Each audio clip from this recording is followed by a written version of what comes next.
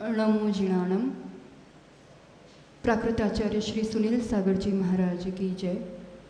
मनुष्य एक ऐसा प्राणी है जो अपनी भावनाओं को भाषा के माध्यम से प्रकट करता है, जिसे हम लैंग्वेज कहते हैं, हिंदी, इंग्लिश आदि।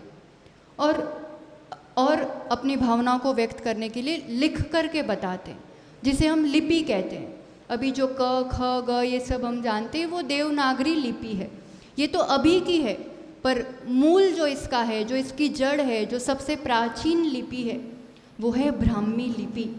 जो प्रथम तीर्थंकर आदिनाथ भगवान ने जो बेटी पढ़ाओ का अभियान प्रारंभ किया और उन्होंने अपनी ज्येष्ठ पुत्री ब्राह्मी को ये लिपि सिखाई, तो उनके नाम से ये ब्राह्मी लिपि कही गई। आचार्य भगवान सुनील सागर जी गुरुदेव इस प्राचीन प्राकृत भाषा और ब्राह्मी लिपि का स्वयं प्रयोग करते हैं और प्रचार करते हैं, और हम सब के लिए सिखाने का ये पुरुषार्थ करते हैं।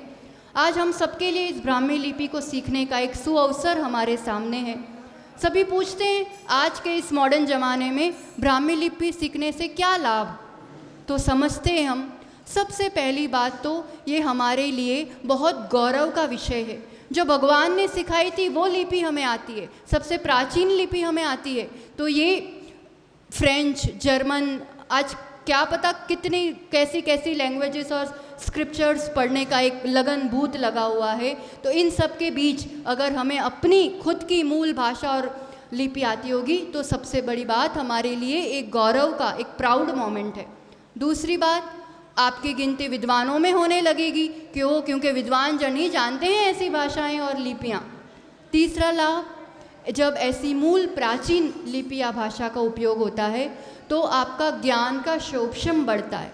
आप जानते हैं भक्तामर आप हिंदी पढ़ो और संस्कृत पढ़ो तो उन बीजाक्षरों का जब वाचन होता है तो आपके आत्मा में, चेतना में उसका प्रभाव पड़ता है, आपकी पर्सनालिटी विकसित होती है, आपका ऑरा पॉजिटिव होता है, ज्ञान का शोभशम बढ़ता है। इसलिए बच्चों को भी ये लिपि सिखाना ही सिखाना चाहिए।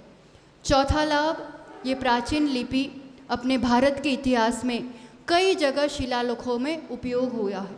अब उसको कोई पढ़ना ही नहीं जानता, उसका अर्थ निकालना ही नहीं जानता, बस वो कुछ कुछ लिखा हुआ है उतना पता चलता है।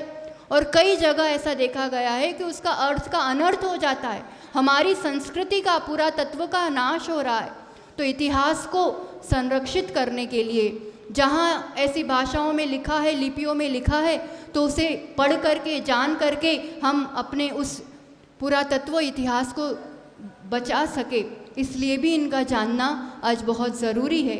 और अंतिम में कहेंगे कि अगर हम ऐसी कोई लिपि जानते हैं जो सब लोग, बहुत लोग नहीं जानते, तो हमें सीक्रेट में आपस में कोई ऐसी बात करनी हो, कुछ लिख के देना हो, कुछ मैसेज देना हो, तो आपस में भी हम सब जो जानते हैं वो आपस में सीक्रेट रूप से भी इस लिपि का उपयोग कर सकते हैं। तो हम तो यही कहेंगे कि सीखा हुआ कभी भी व्यर्थ नहीं जाता है।